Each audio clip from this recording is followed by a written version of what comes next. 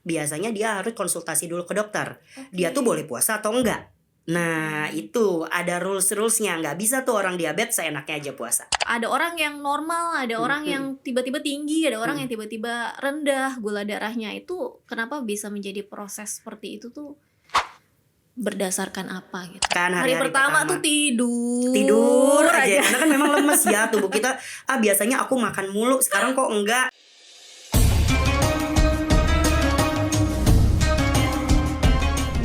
Assalamualaikum warahmatullahi wabarakatuh. Halo Key People, selamat datang di podcast perdana Key Point Talks. Wow.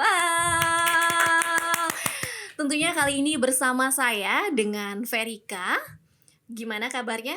Semoga kita semua dalam keadaan sehat tentunya. Hari ini kita bakal ngobrolin sesuatu yang pasti sangat relate dengan kamu yang sedang berpuasa di bulan Ramadan.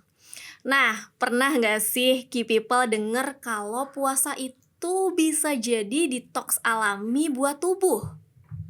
Tapi, kenapa ada yang bilang juga kalau gula darah bisa naik turun pas lagi puasa? Ini mitos atau fakta? Semua akan kita bahas secara tuntas di kesempatan kali ini. Dan tentunya podcast ini didukung oleh Keypoint dan Diabetasol. Jangan lupa untuk install dan registrasi aplikasi Keypoint karena akan banyak poin rewards yang menunggu kamu. Termasuk untuk kamu yang sudah membeli produk Kalbe seperti Diabetasol, dapatkan poin ekstra. Gimana caranya?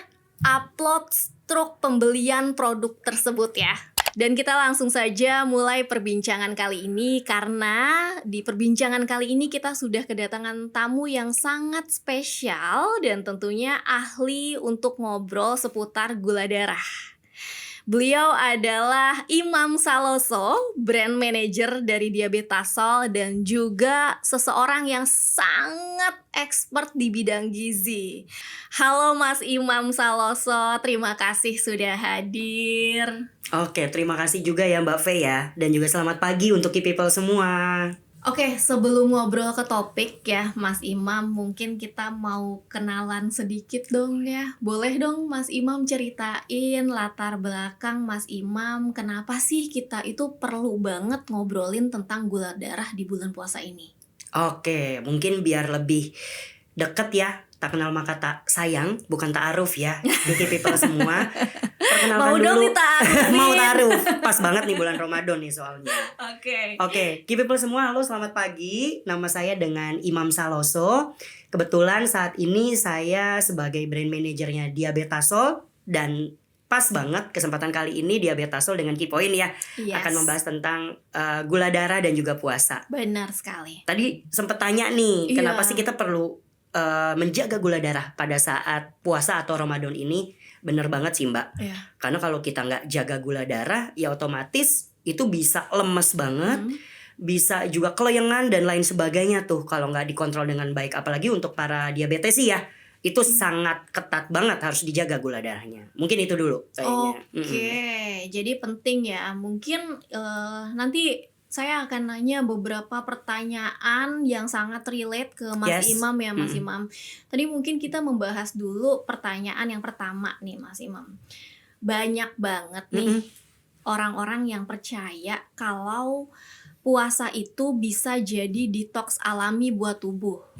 Nah, Oke. sebenarnya ini beneran atau enggak sih Mas? Sebenarnya ini itu menjadi sebuah mitos atau sebenarnya fakta loh gitu. Oke.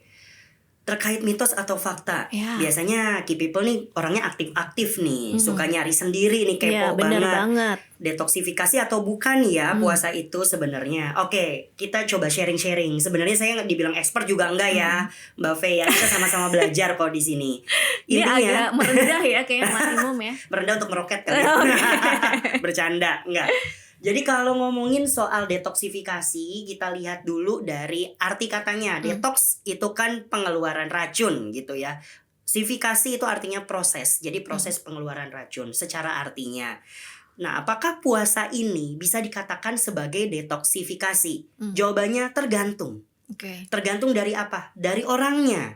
Kalau orangnya menerapkan puasanya dengan tepat dan sesuai, otomatis proses dalam kita berpuasa bisa dibilang juga sebagai proses detoksifikasi secara alamiah. Oke. Itu nggak salah. Nah, terkait mitos atau faktanya tadi saya udah jawab. Sebetulnya itu bisa kok disebut sebagai fakta selama kita benar tepat menjalani puasanya itu, maka secara otomatis detoksifikasi bisa terjadi secara alami dengan kita berpuasa. Oke, menarik banget ya. Tadi Mas Imam sempat katakan bahwa puasanya ini harus dijalankan dengan benar. Yes, betul Benar banget, ya Mas Mbak Imam Fe. ya. Iya. Benarnya seperti apa? Mungkin ini akan ada lanjutan pembicaraan Yes, ya benar. terkait dengan puasa yang benar itu sebenarnya seperti apa sih untuk bisa menjadi detox alami. Nanti kita bahas. Oke, siap. Nextnya nih Mas Imam, mungkin ada pertanyaan terkait tapi detox yang dimaksud itu kayak gimana? Ya, ini sebenarnya lanjutan nih, langsung lanjutan ya. Oke. Apakah berarti semua racun di tubuh itu hilang atau ada proses tertentu nih sebenarnya? Oke, ngomong-ngomong soal detoksifikasi nih Mbak Fe dan juga Key People semua, secara alami tubuh kita itu sudah melakukan detoksifikasi. Ya. Jadi kalau Mbak Fe atau Key People itu seperti berkeringat, membuang urin, melakukan ke belakang atau ke toilet, membuang sesuatu lah di sana, itu udah termasuk yang dinamakan detoksifikasi secara alami. Oke. Gitu ya, dengan tubuh kita sendiri.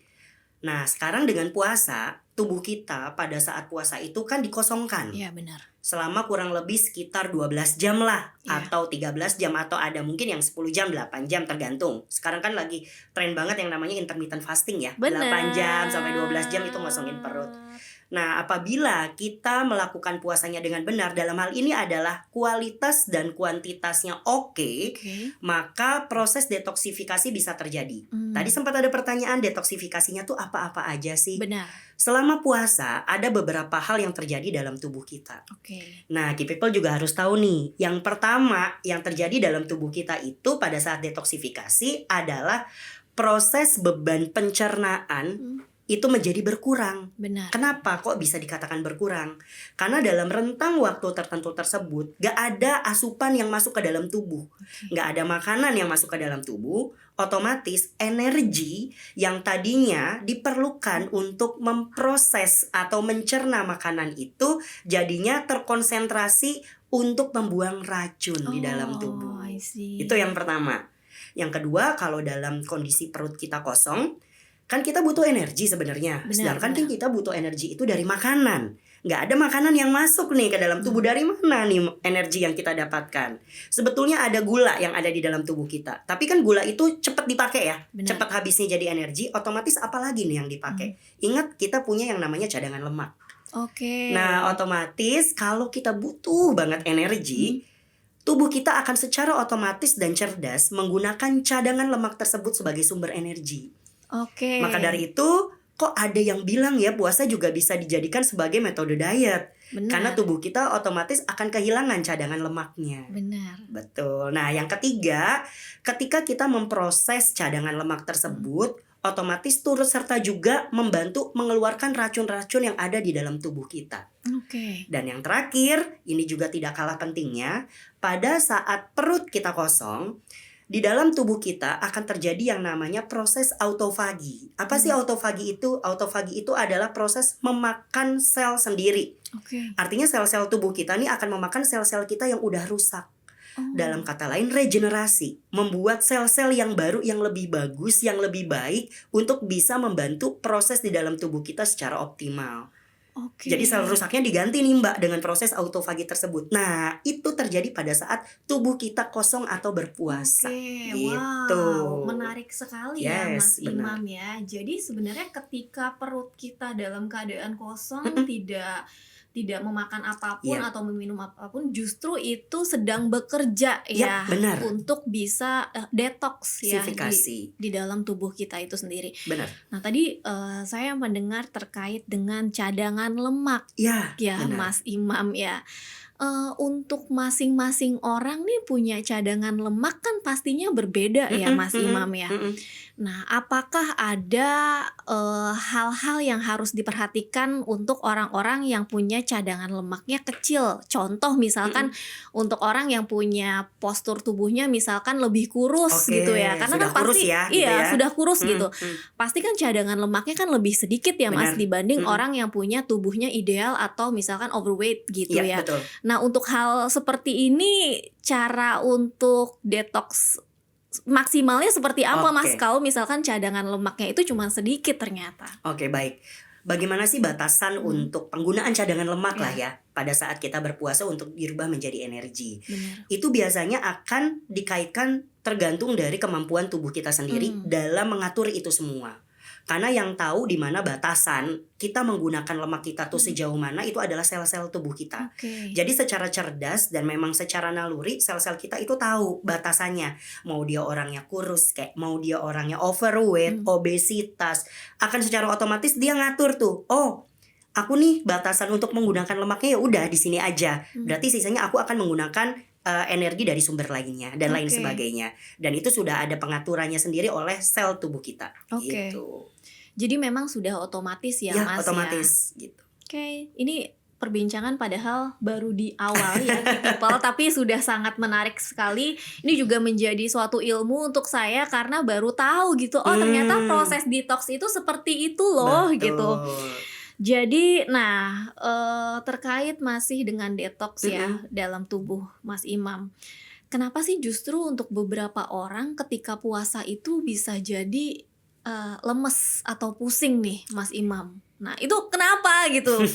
Kalau misalkan menjadi detox kan seharusnya menjadi tubuh lebih enteng ya, lebih benar. segar. Tapi kenapa untuk beberapa orang itu menjadi lemes atau pusing saat puasa? Oke, kalau misalnya kita memang jarang nih ya, key people nih melakukan puasa, biasanya ada yang dinamakan proses adaptasi tubuh dulu. Itu biasanya umumnya pertama-tama kali nih kita melakukan puasa dalam rentang waktu yang lama, nggak pernah puasa, tiba-tiba puasa, kaget tubuh biasanya, pasti otomatis akan adaptasi. Sindrom yang terjadi biasanya kayak lemas atau pusing, kelengan dan lain sebagainya itu umum. Ya, itu biasanya itu biasa. hari pertama Mas Hari Imam. pertama, bener kan? Hari pertama tuh tidur aja. Karena kan memang lemes ya tubuh kita. Biasanya aku makan mulu, sekarang kok enggak gitu kan. Nah, yang kedua, nah ini mungkin yang penting juga yang harus kita waspadai bersama nih Mbak Fe. Yang kadang orang atau key people semua di rumah ini juga nggak concern ke arah sini. Kaitannya dengan gula darah. Nah, pada saat seseorang itu puasa dan kosong perutnya dalam jangka waktu tertentu, otomatis gula darah kita juga kan seharusnya lebih terkontrol. Benar. Tapi ada suatu kondisi di mana seseorang itu mengalami yang namanya hipoglikemia. Atau gula darahnya itu rendah. Biasanya ditandai dengan kadar gula darah di bawah 70 mg per desiliter. Oke, normalnya berapa sih Mas Imam? Normalnya sebetulnya di angka 120 mg per desiliter kalau kita dalam kondisi yang normal. Tapi kalau kita puasa itu kadarnya yang normal adalah 112 mg per desiliter. Nah, ada lagi satu kondisi nih Mbak Fe dan juga key people yang perlu tahu, selain hipoglikemia ada yang dinamakan hiperglikemia. Kalau ini over nih gula darahnya. Ini biasanya lebih dari 300 mg per desiliter atau 180 itu juga di atas 180 juga udah termasuk hiperglikemia. Ada kondisi seperti ini. Nah, ini mungkin key people dan juga mungkin Mbak Fe juga belum tahu gitu ya atau belum terpapar dengan istilah-istilah seperti ini gitu. Iya. Jadi ternyata memang walaupun dalam keadaan puasa di masing-masing individu tuh punya kondisi yang berbeda. Betul. Ya Mas Imam ya. Yang harus diwaspadai ya. Berbeda dan tentunya harus diwaspadai. Ketinggian juga nggak bagus. Kerendahan juga nggak bagus. Betul. Kan sesuatu yang berlebihan dan juga yang kekurangan kan nggak boleh, kan harus yang pas-pas aja. Bener ya? Benar sekali. Oke. Dan tentunya kita juga mau bahas terkait dengan banyak pertanyaan terkait dengan gula darah stabil ya. Ada yang bilang kalau misalkan puasa itu bisa bikin gula darah stabil, tapi kan tadi ternyata enggak ya. Ada yang naik, ada yang turun gitu. Nah, itu biasanya hal-hal tersebut bisa terjadi karena apa Mas Imam? Bisa ada orang yang normal, ada orang yang tiba-tiba tinggi, ada orang yang tiba-tiba rendah gula darahnya. Itu kenapa bisa menjadi proses seperti itu tuh? berdasarkan apa gitu? Oke, ini relate banget kaitannya sama yang sempat tadi aku di awal sampaikan. Pengaruhnya adalah kuantitas dan kualitas pada saat puasa. Puasa itu identik sama orang-orang apabila ketika dia berbuka itu dia akan melakukan yang namanya balas dendam atau Ya, kalap. benar kan? benar. Semuanya dihajar, semuanya dimakan. Iya, Mau manis, mau asin, mau berlemak, mau benar. berprotein tinggi. Ya karena dia ngerasa aku udah puasa nih Iya. dari pagi sahur sampai maghrib. Saatnya sekarang saya balas dendam. Itu semuanya dimakan. Harus ada reward ya. Harus ada reward. Nah, Kolak. ya kolak, es buah apalagi ya. Terus nanti pada saat sahur dia juga merasa takut. Takut apa? Takut aku nggak kuat. Benar. Otomatis sahurnya full tuh. Apa aja semuanya dimakan. Hmm. Nah kalau kita mengkonsumsi suatu makanan dengan metode seperti tadi, kalap, balas dendam, dan ketakutan atau khawatir dia tidak bisa berpuasa dengan optimal, otomatis yang terjadi di dalam tubuh kita justru kebalikannya. Gula darah kita jadinya nggak stabil. Jadi memang pada saat puasa pun perlu diperhatikan nutrisi atau makanan yang kita konsumsi. Kaitannya dengan kualitas dan kuantitas. Oke. Jadi key people perlu diperhatikan, bukan berarti ketika kita puasa itu saat buka semua dimakan ya. Betul. Risol mayo, tahu goreng. Kok jadi Apalagi lapar ya? Iya, Mana nih makanannya belum ada nih ya? Oh puasa, nggak boleh. tahan ya. Jadi perlu harus diperhatikan baik itu ketika berbuka ataupun ketika sahur. Ya. Benar. Mas Imam, mungkin ada nggak sih yang harus menjadi perhatian kepada orang-orang khusus ini untuk bisa menjaga gula darahnya tetap aman?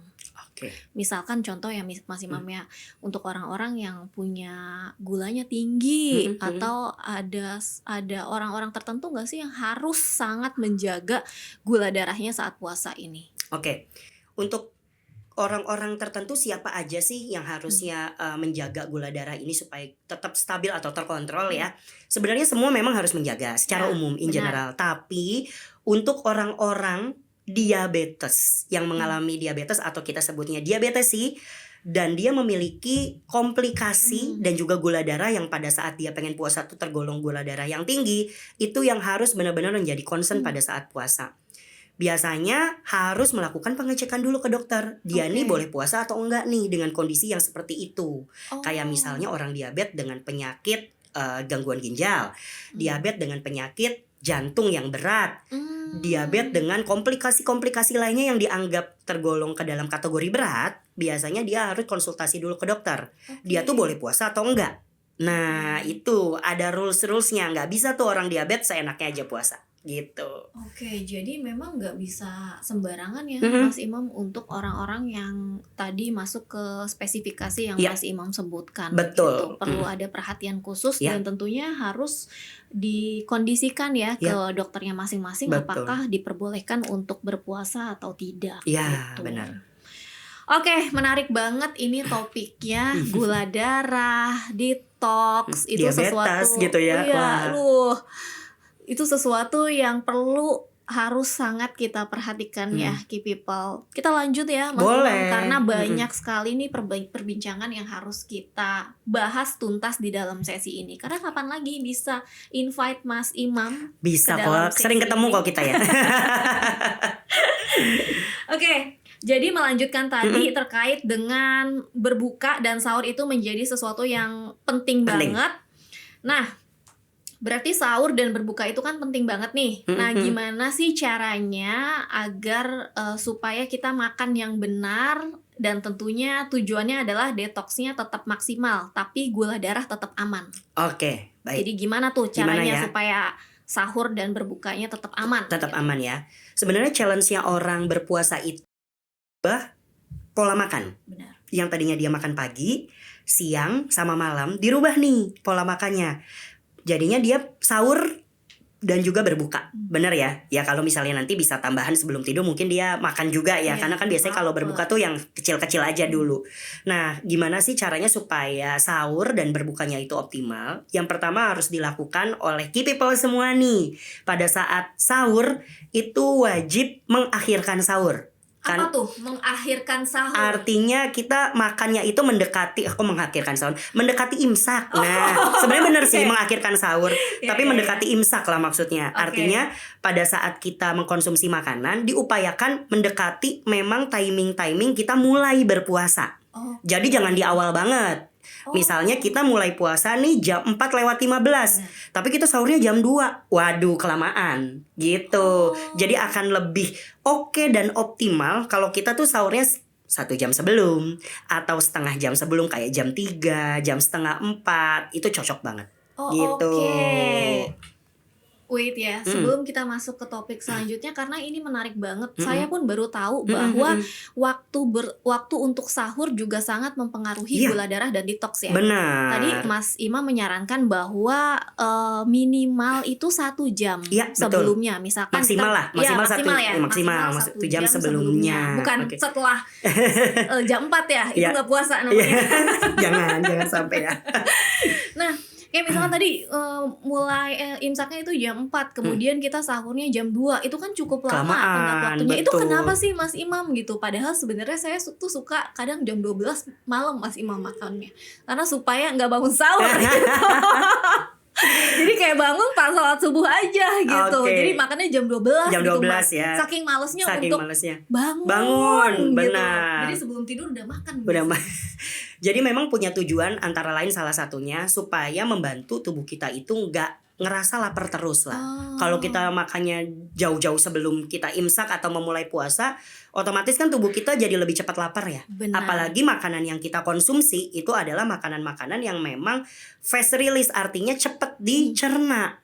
Kalau cepat dicerna kan otomatis kita akan kekurangan energi, akan kekurangan asupan. Nah, dibanding dengan makanan-makanan yang memang dia slow release namanya, atau lambat dicerna gitu. Termasuk Mbak Faye dan juga Kipen semua, pada saat kita berbuka itu dianjurkan memang yang ringan-ringan dulu. Jangan langsung bak hajar makanannya yang berat-berat. Yang namanya kita lapar kan ya, otomatis pengennya langsung jebret aja tuh nasi padang biasanya tuh. Nah, itu harus dihindari. Bukan gak boleh, tapi dihindari sebaiknya. Supaya apa? Supaya tubuh kita tuh gak kaget. Karena kan kita udah kosong nih, tiba-tiba diajar kasih sesuatu yang berat, kaget dong. Otomatis kita pancing dulu lah dengan sesuatu yang ringan nih people semua. Kayak misalnya segelas air putih dan juga kurma, tapi dengan konsistensi yang tidak terlalu banyak juga gitu. Oke, menarik. Jadi yang pertama, make sure kalau misalkan key people itu sahurnya jangan terlalu lama dari waktu imsak. Yes, bener banget. Karena itu akan lebih mudah membuat key people lebih lapar. Benar. Gitu. Jangan sampai mulai puasa jam 4, jam 6 udah beli nasi uduk. Waduh, bahaya itu. Tutup semua nasi uduk ya. Warteg masih buka, hordengnya ditutup aja, benar. Oke, jadi make sure key people makan sahur mendekati waktu imsak. Jangan mepet banget ya. Nanti jadi nggak kenyang juga karena cepat-cepat makannya. At least 1 jam sebelum waktu imsak. Itu ideal banget. Ya. Dan kemudian tadi juga Mas Imam membahas terkait dengan menu berbuka. Memang kita pasti, namanya manusia tuh kan punya keinginan lapar mata ya. Datang ke biasanya disebut takjil. Ya. Kita beli takjil, di situ segala jenis makanan kita beli. Ini juga perlu diperhatikan ya Mas Imam ya. Karena pastinya itu juga bisa membuat gula darah dan detoksnya jadi berantakan. Betul, apalagi gula darah langsung itu yang bahaya tuh. Agak kesentil. Kemudian tadi Mas Imam sebutkan kalau memungkinkan itu 1 gelas air putih dan kurma secukupnya. Jadi secukupnya. Ya, bukan 20 langsung dimakan, sama atau 1 aja. toples ya. Waduh, ya itu naik juga tuh nanti. Oke. Jadi perlu diperhatikan terkait asupan makanan. Mungkin sebagian key people sudah mengetahui, tapi di sini kita refresh lagi bahwa itu menjadi salah satu poin penting untuk bisa menjaga gula darah tetap aman dan juga detox selama puasa itu juga tetap berjalan dengan lancar. Ya. Oke, jadi key people, ini adalah sesuatu yang sangat menarik sekali. Jadi selama puasa, baik itu sahur ataupun berbuka, pola makannya pun harus tetap dijaga. Benar begitu? Yes, Mas bener Imam. banget. Dan gimana sih caranya supaya kita bisa tetap menjaga pola makan saat sahur dan berbuka? Salah satu yang sangat kita rekomendasikan adalah cobain beli produknya Diabetasol. Cakep banget Mbak Fe. Kenapa Bener. tuh? Nah, ngomong-ngomong soal Diabetasol, kenapa sih kok cocok banget ya dikonsumsi pada saat bulan Ramadan? Nah, Key People ini harus tahu juga, karena di dalam Diabetasol itu sudah mengandung nutrisinya lengkap dan seimbang. Oke. Artinya dia kan bisa dikonsumsi pada saat sahur Benar. dan juga menjelang tidur pada saat malam. Jadi otomatis untuk para diabetesi yang menjalankan puasa saat Ramadan itu akan terbantu banget tuh Mbak Fe. Oke. Dia jadinya cukup bernutrisi, nutrisinya lengkap, seimbang, karena di dalamnya juga ada isomaltulosa yang memberikan rasa kenyang lebih lama. Oh, Nah, gitu. itu yang buat Diabetasol itu cocok banget dikonsumsi pada saat Oh. bulan puasa. Wow, ini ilmu baru lagi. Jadi ternyata di dalam kandungan Diabetasol itu ada apa Isomaltulosa namanya. Isomaltulosa. Karbohidrat slow release, artinya dia Oke. lambat dicerna. Yang tadi aku bilang ya, dia tuh memberikan rasa kenyang yang lebih lama.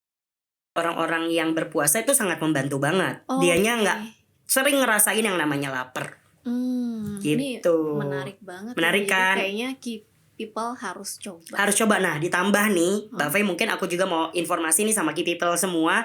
Diabetasol kan lagi ngeluarin iklan terbaru ya. Apa tuh? Iklannya menyentuh banget, Mbak Fei harus nonton. Jadi Spoiler deh itu dikit deh. spoilernya dikit ya. Spoiler dikit. Itu nanti Key People semua bisa lihat di YouTube atau di Instagramnya Diabetasol ya. Jadi tentang perjuangan seorang suami, seorang bapak lah ya gitu ya, dalam struggling menghadapi diabetesnya. Karena dia punya diabetes, gimana sih dia itu menjalani diabetesnya sehari-hari dengan mengkonsumsi Diabetasol. Ternyata dia bisa membesarkan anaknya sampai anaknya itu bisa nikah. Nah, Key People semua kan pasti pengen dong, apalagi yang punya diabetes nih.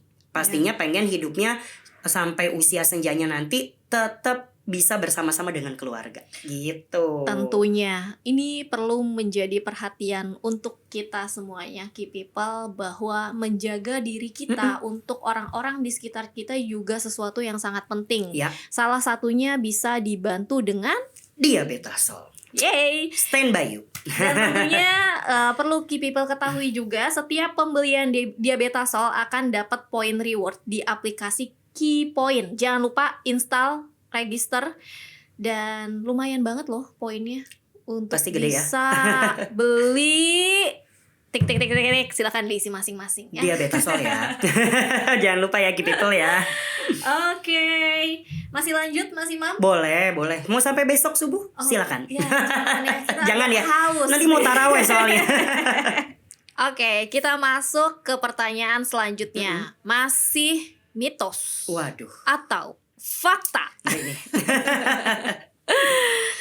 Masih berkaitan dengan penderita diabetes. Oke. Yang tadi Mas Imam sampaikan bahwa ada iklan yang sangat menarik perhatian loh, bahwa dia si seorang bapak atau suami ini bisa tetap bertahan hidup untuk anaknya sampai anaknya menikah. Wow. Ya.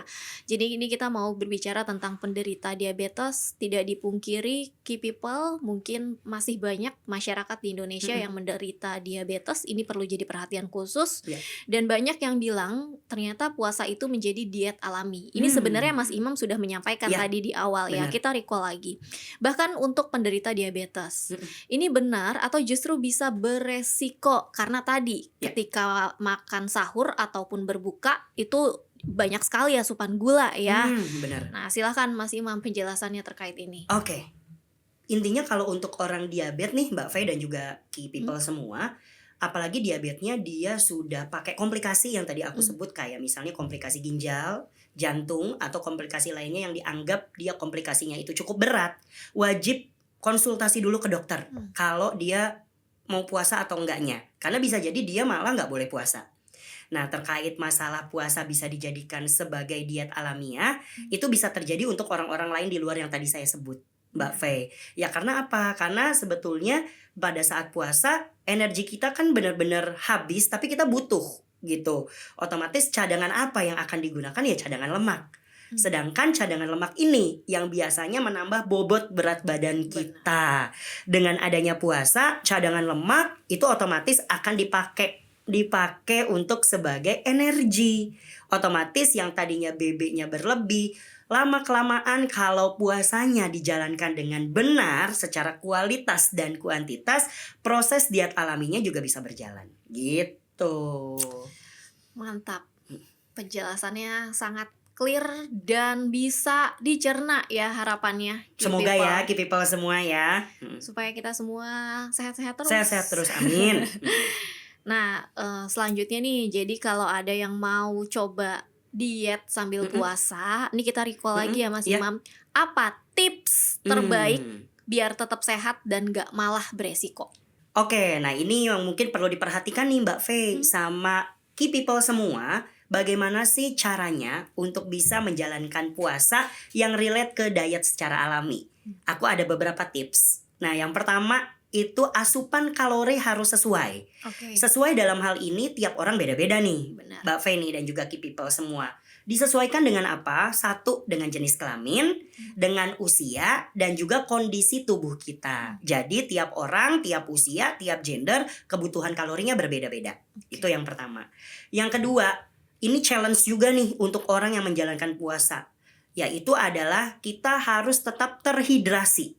Artinya terhidrasi adalah asupan airnya itu harus terpenuhi. Biasakan kebutuhan kita tuh dalam satu hari sekitar 2-2,5 liter ya. Sedangkan kan kita berpuasa 8-12 jam lah. Itu nggak masuk apa-apa. Otomatis kan yang tadinya kita biasa minum dalam waktu 12 jam tersebut kita nggak boleh minum. Maka dari itu perlu diatur. Biasanya pengaturannya tuh ada yang menyebutnya 2-4-2. 2 pada saat sahur, 4 pada saat berbuka gitu ya, sampai menjelang nanti makan, 2 lagi ditutup sebelum tidur. Nah, ada yang bilang seperti itu. Nah, monggo bisa dijalankan atau punya metode lain.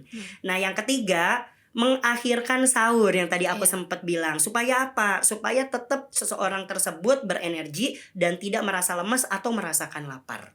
Yang keempat, pada saat berbuka itu harus benar-benar dibatasin dulu Mbak Faye dan juga Key People. Nggak boleh kalap dulu. Yang tadi aku sempat mention, 1 gelas air putih dan juga beberapa butir kurma itu cukup.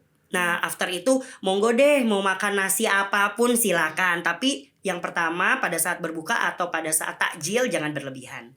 Yang kelima itu yang perlu diperhatikan adalah menghindari beberapa jenis makanan pada saat puasa.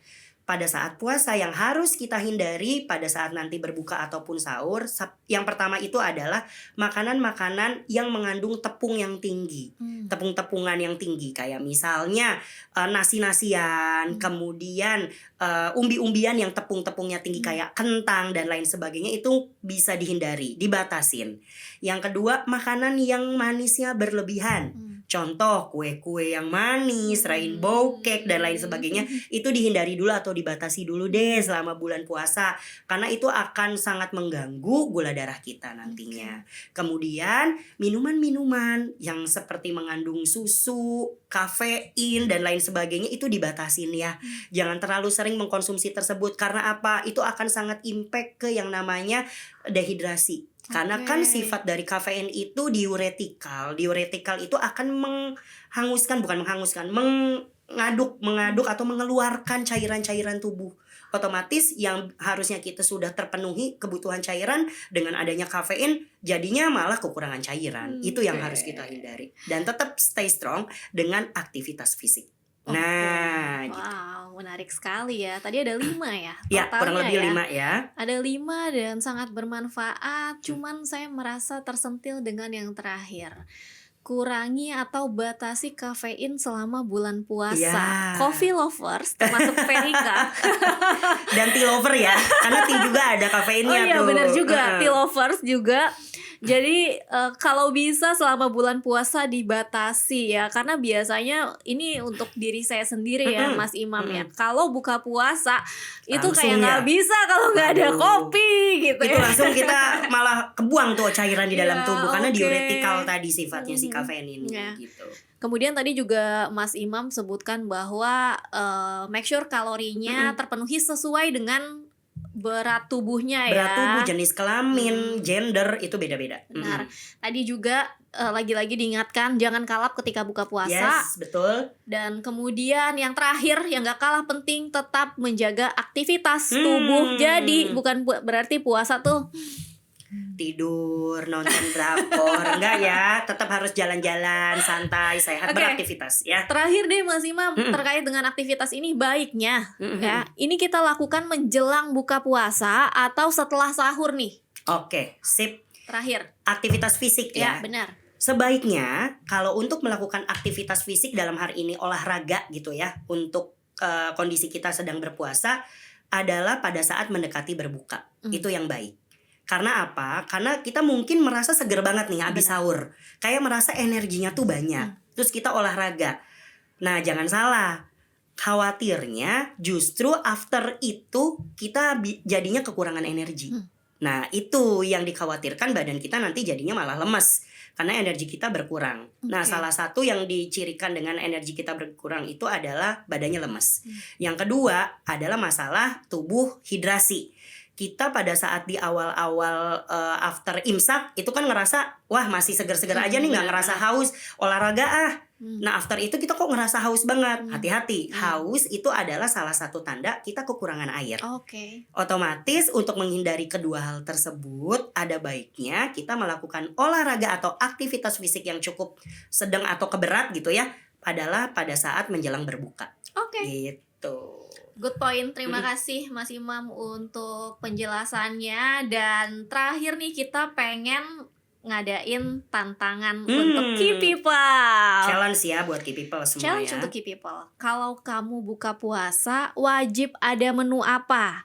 Coba nanti tulis di kolom komentar dan jangan lupa mention kita di sosial media. Oke, ngomong-ngomong tentang kalau kamu buka puasa, wajib ada menu apa Mas Imam? Aduh berat sih. Ya walaupun aku berkecimpung di dunia kesehatan, tapi tak ayal ya, musuh kita bersama gorengan tuh kayaknya perfect match kalau untuk takjil deh. Bener. Tapi memang harus dibatasin sih ya Key People dan buffet ya. Bukan berarti nggak boleh, bukan berarti benar-benar strictly gak bisa tuh makan gorengan ya, namanya manusia ya. Sesekali boleh lah ya gitu ya, sesekali boleh 2, 3, 5 ya banyak gitu. Itu dia yang bahaya. Karena saya sendiri juga benar banget Mas Imam, gak bisa kalau di meja itu gak ada gorengan. Aduh ngeri deh. Aduh.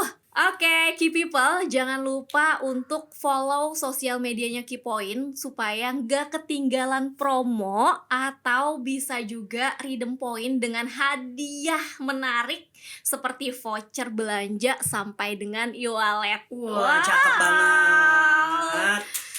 Oke, wow, Mas Imam, sungguh perbincangan yang sangat luar biasa hari ini karena banyak sekali ilmu-ilmu yang sangat bermanfaat untuk kita ketahui. Mungkin dari Mas Imam sebelum kita menutup acara hari ini, ada nggak sih tips lagi untuk kita semua supaya tetap bisa detox alami dan juga menjaga gula darah tetap aman selama puasa? Oke, baik. Ini pesan-pesan untuk Mbak Fe dan juga Key People semua ya yang ada di rumah yang menyaksikan tayangan ini. Intinya pada saat kita berpuasa ada 2 hal penting yang harus kita perhatikan supaya detoxnya berjalan dengan lancar, kita tetap berstamina, kita tetap semangat. Itu adalah menjaga kualitas asupan dan menjaga kuantitas asupan. Kualitas dan kuantitas. Kualitinya dan jumlahnya. Nah itu penting banget, khususnya bagi para diabetes ini. Jangan lupa untuk standby terus konsumsi diabetasol 2 kali sehari pada saat sahur dan juga menjelang tidur malam. Karena dengan kita punya dia, kita tidak harus menghadapi semuanya sendiri. Karena diabetasol yang bisa standby you. Oke, sungguh penutup yang luar biasa dari Mas Imam. Semoga menjadi manfaat untuk kita semua yang mendengar. Untuk Key People, lagi-lagi mau ingetin jangan lupa untuk install dan registrasi aplikasi Keypoint, beli produk Kalbe seperti Diabetasol, stand by you. Oke, lalu scan struk belanjanya di Keypoint. Yes. Oke, Mas Imam, terima kasih banyak Thank atas you. waktunya, Saya juga atas terima kasih. pemaparannya. Semoga yang Mas Imam sampaikan bisa bermanfaat. Amin. Untuk Semuanya ya untuk Key People semua. Oke, Key People, sampai bertemu lagi di episode selanjutnya yang tidak kalah bermanfaat. Semoga puasanya tetap lancar. Jaga hati, jaga iman, jaga gula darah. Wassalamualaikum warahmatullahi wabarakatuh. Bye.